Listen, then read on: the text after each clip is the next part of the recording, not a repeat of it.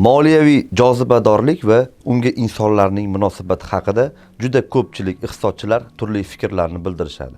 Juda ko'p mamlakatlarda, ayniqsa talabalar, yoshlar va o'sha g'arb tili bilan aytganda teenagerlar, 19 gacha yoshli bo'lganlar va shuningdek ikkinchi bosqich, ayniqsa 30 yoshgacha bo'lganlar o'rtasida moliyaga xarislik, ya'ni biznes kapitali egalarining ishlab chiqarish yoki sanoatga emas, moliyaga ko'proq jozibadorlik ko'rsatkichlarini ko'rishimiz mumkin. Ya'ni o'tgan darsimizda aytib o'tganimizdek, $10,000 ga ega bo'lgan, rivojlanayotgan mamlakatda istiqomat qilayotgan talaba sanoatdan ko'proq moliyaviy bozorlarga, tradingga, aksiya va obligatsiyalarga xaris bo'ladi. Va moliyaviy bozorlar ham murakkabligiga qaramay reklamalar yoki roliklar orqali juda oson tarzda ko'rsatib o'tiladi va ko'pchilik bu bozorda muvaffaqiyatsizlikka uchraydi. Ya'ni muvaffaqiyatli bo'lganlardan ko'ra muvaffaqiyatsizlar ko'pchilikni tashkil qiladi.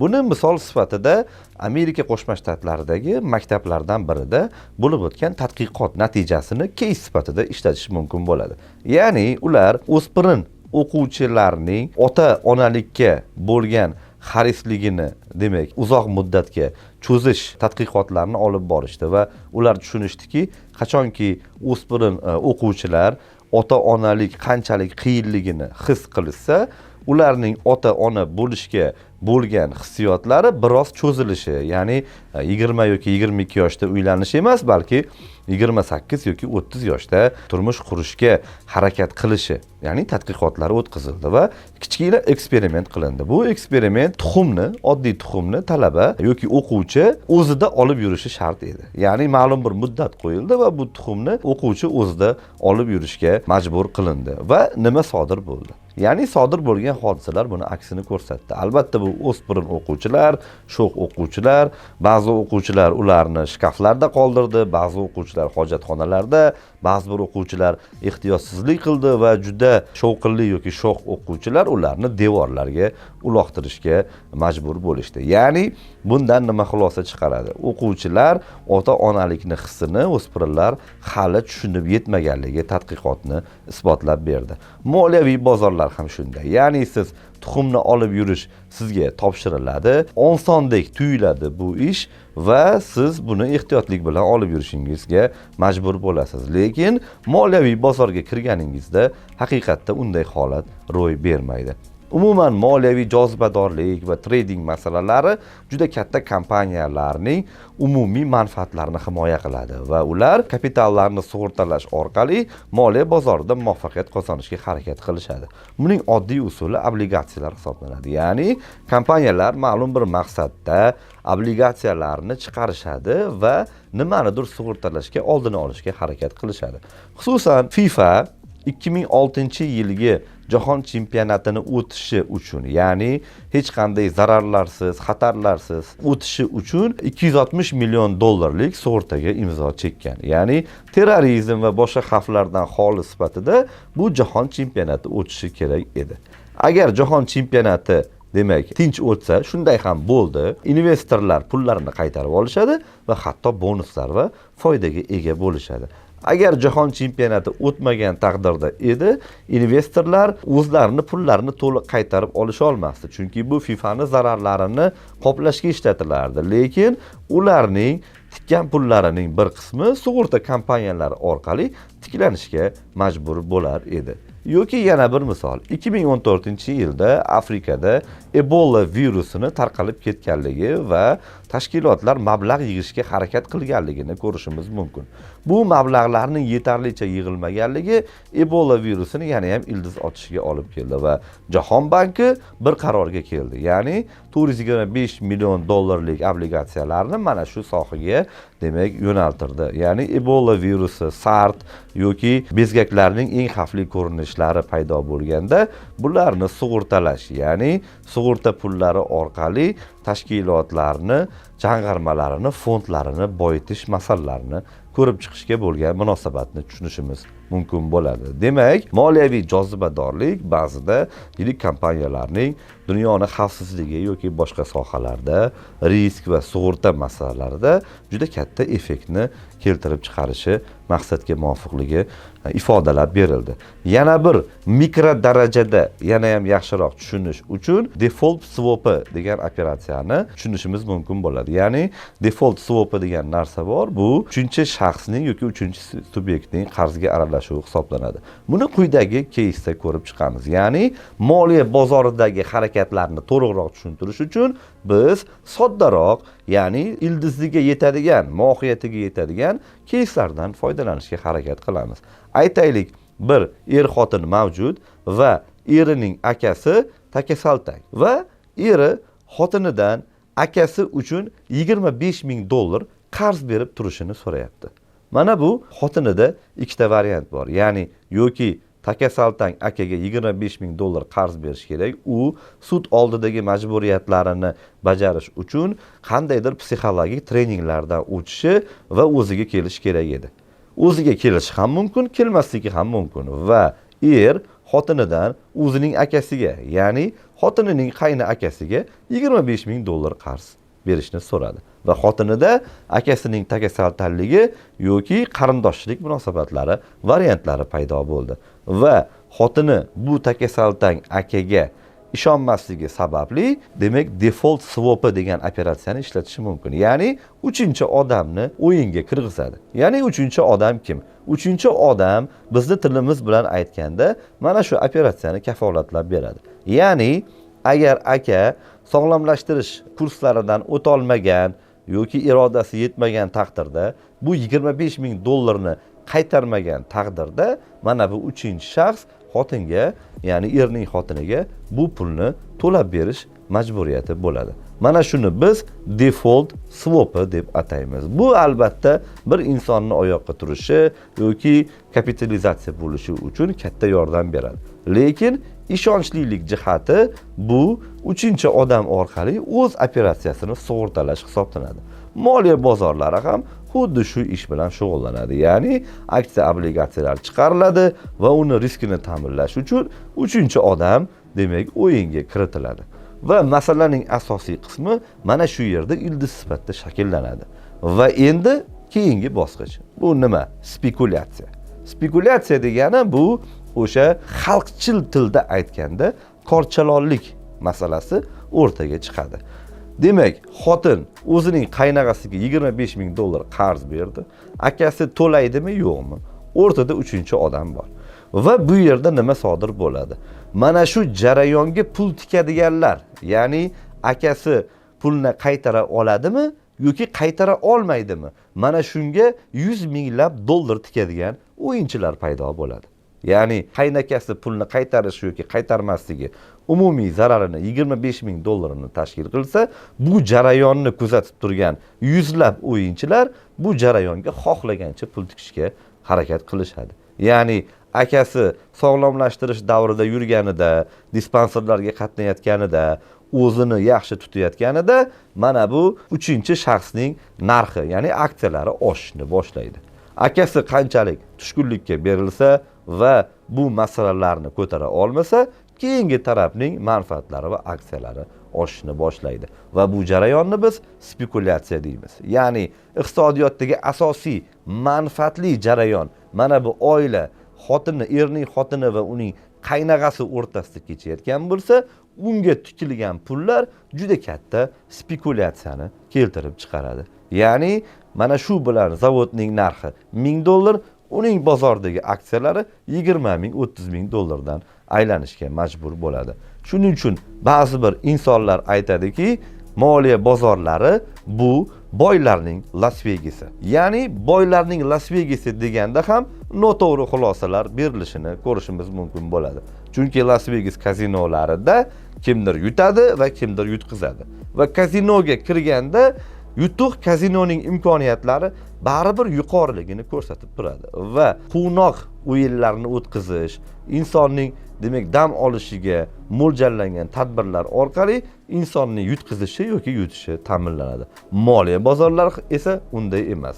Bu yerda shunday operatsiyalar sodir bo'ladiki, bu o'sha barcha kapitalistlarning boyishiga, barcha reyting agentliklarining undan foyda ko'rishiga olib keladigan jarayonlardan biri hisoblanadi. Demak, mana shu tuxum effekti, ya'ni moliya bozorlaridagi tuxumni ushlab turish, undan keyin 3-odamning aralashishi, ya'ni qaynag'aning $25,000 qarz olishi va oxirgi jarayon bu mana shu jarayonga pul tikadiganlarning demak ko'payib borishi va katta mablag'larning aylanishi moliya bozorlarining oddiy ildizlarini keltirib chiqaradi. Va bu moliya bozorlari moliyaviy piramidalarni ham keltirib chiqarishga moyil bo'ladi. Ekspert sifatida shuni aytish mumkinki, moliyaviy piramidalarning 3 xil rakursi bor. Birinchi rakurs albatta moliyaviy piramidalarga ishonmaydi va uni risklarini o'zini bo'yniga olishni xohlamaydi.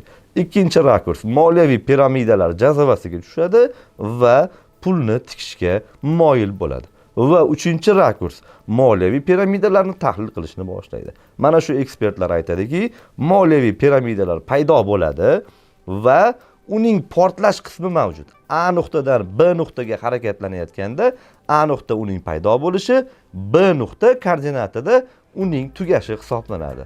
Lekin o'rtada nuqtalar bor. Ya'ni A nuqta bilan B nuqtaning o'rtasida juda ko'p nuqtalar bo'ladi. Mana shu xohlagan nuqtani tanlaganda, ya'ni moliyaviy piramidaga pul tikib, portlash nuqtasiga yetib kelmagan barcha inson foydada bo'ladi. Mana shu jozibadorlik insonlarni moliyaga qiziqishlarini ushlab turadi. Yana bir keysni moliyaviy jozibadorlik va inson ruhiyatini kesishuv sifatida, misol sifatida keltirishimiz mumkin bo'ladi. Aytaylik, siz bir avenyudan, Parkent Avenue yoki Golden House'dan uy qidiryapsiz, uylarni ko'rib chiqdingiz.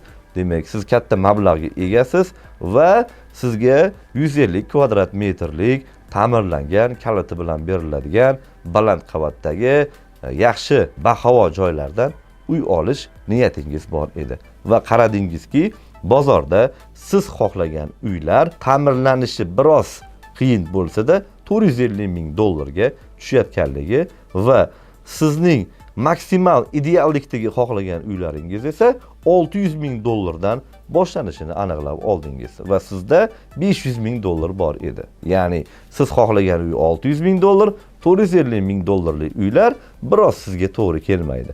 Va siz kutilmaganda $250,000 sizni hamma talablaringizga javob beradigan bir uyni topib oldingiz. Uni narxi $250,000 edi. Va siz buni tahlil qilib chiqdingiz va uy egasi bilan gaplashganingizdan keyin uyni barcha qulayliklari borligiga shubha qilmadingiz. Yana ham riskni oldini olish uchun siz realtor yolladingiz. Ya'ni realtor ham uni ko'rib chiqdi, uyni baholadi va kelasi safar yillar o'tib bu uyni hatto $500,000 ga sotish imkoniyati mavjudligi haqida gapirdi. Va siz barcha tahlillarni hisobga olib uyni sotib oldingiz. Mana moliya bozoridagi holat. Bunday holatlar bo'lib turadi. Endi savollar tug'iladi. Nimaga siz qanday qilib sizga $450,000 bozor tura turib $250,000 uyni kimdir sotishga majbur bo'ldi? O'sha kishi 3 daqiqada internetni titkilab $450,000 turuvchi uyini xohlagan paytda 400,000 ga yoki 500,000 ga sotib olish imkoniyatini bilishi mumkin edi-ku. Nima uchun uyni sizga sotyapti u? Ikkinchisi, realtor nega sizga uyni sotib olish uchun maslahat berdi? Vaholanki uni 250,000 dan $500,000 foyda ko'rish imkoniyati bo'lganda o'zi sotib olmasmidi? Va keyingi savol, uy shunchalik arzon va qulay bo'ladigan bo'lsa, egasi nega undan voz kechdi? Demak, savollar tug'ilaveradi va siz uyni sotib oldingiz. Bunday holat ko'p bo'ladi va siz keyinchalik uyni podvaliga kirganda noxush holatlarni, surprizlarni yoki uydan kelib turadigan ovozlarni, yoqimsiz hislarni tuyishingiz mumkin bo'ladi. Siz buni keyin oylar davomida ko'rib borasiz. Qimmatli qog'ozlar bozori ham shunday. Ya'ni tradinglarni ko'rganingizda, reklamalariga duch kelganingizda, asoslarini ko'rganingizda bu juda arzon, siz uchun qulay, bu aksiyalarni sotib olish sizni yaqinda tez boyib olish imkoniyatlarini yaratishini isbotlab beradi. Lekin uy nazariyasiga qaytadigan bo'lsak, hech kim sizga 500 ming yoki 600 ming dollar turadigan uylarni 250 ming dollarga sotmasligini, buni sotib olgandan keyingi holatlarni jarayonda bilishingiz mumkinligini isbotlab beradi. Va trading biznesi ham shunday. Ya'ni kirgandagi jozibadorlik go'yoki sizga tez boyib olish imkoniyatlarini taqdim etadi.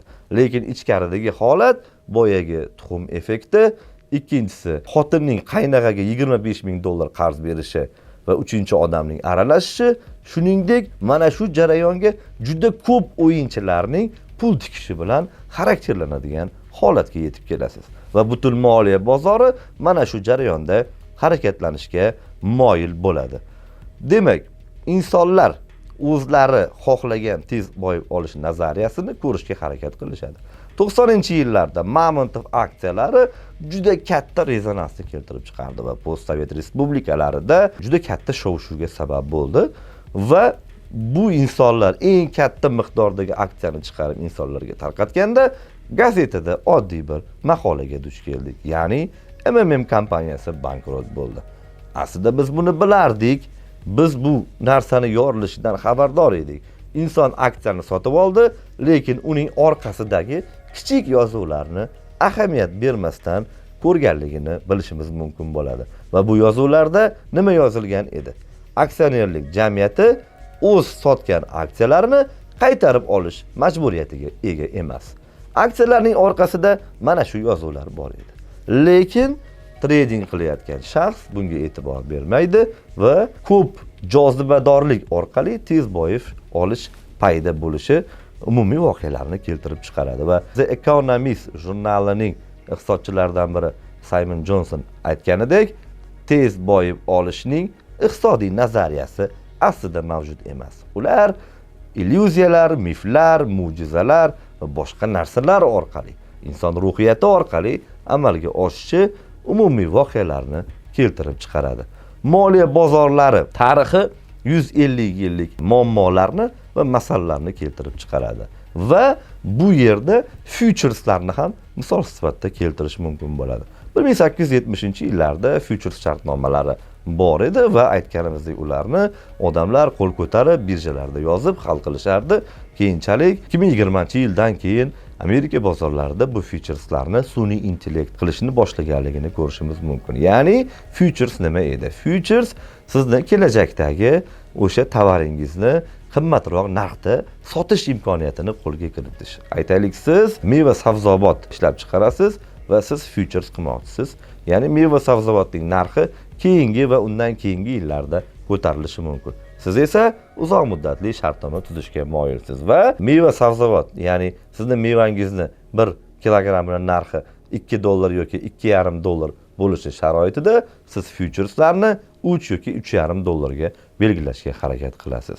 Bu nimani ifodalaydi? Ya'ni sizni kelajakdagi narxingizni belgilab beradi va ungacha borish yo'llarini stabillashtiradi, ya'ni barqarorlashtirishga harakat qiladi va umumiy operatsiyalaringizdagi zararlarni go'yoki to'xtatishga harakat qiladi. Shuningdek, opsiyalar, futures opsionlari, obligatsiyalar, qimmatli qog'ozlarning juda ko'p murakkab turlari bor. Bu nimadan kelib chiqadi? Kompaniyalarning ulushlari, ya'ni boya aytganimizdek, murakkab jarayon mavjud. Ya'ni oddiy ildizdan boshlangan erning xotini o'zi yaxshi tanigan qaynog'asiga 25 ming dollarni berdi. Uchinchi odam uni kafillikka oldi va unga pul tikuvchilar, yuzlab pul tikuvchilar paydo bo'ldi. Ya'ni aka, erning akasi pulni qaytaradimi, yo'qmi? Mana shu jarayon yuzlab, demak, pul tikuvchilarning tepalarida yana bu jarayonga pul tikuvchilar paydo bo'ldi. Ya'ni o'sishni boshladi va qimmatli qog'ozlarning hosilalari, derivativlar paydo bo'ldi. Kompaniya bir kompaniyani sotib oladi, 51% nazorat paketiga ega bo'lishi mumkin yoki 10% dan ortiq ta'sirchan paketga ega bo'lishi mumkin, lekin u kompaniya yana boshqa kompaniyani sotib oladi. Mana endi 3-kompaniyaning qimmatli qog'ozlaridan ikkinchi kompaniya ulush olishi mumkin, lekin uchinchi kompaniya qanday ulush oladi? Mana shu shartnomalar murakkablashgan sari qimmatli qog'ozlarning ham shartlari, turlari klonlashib boraveradi va bu oddiy ildizlarda oddiy munosabatlardan kelib chiqqan jarayonga aylanadi. Shuning uchun ilmiy tadqiqotlar asosan moliya bozorlarini o'rganish, tahlil qilish va eng muhimi u jarayondan voz kechish inson ruhiyatini, moliya bozorlarini to'g'ri tahlil qilishga imkon beradi.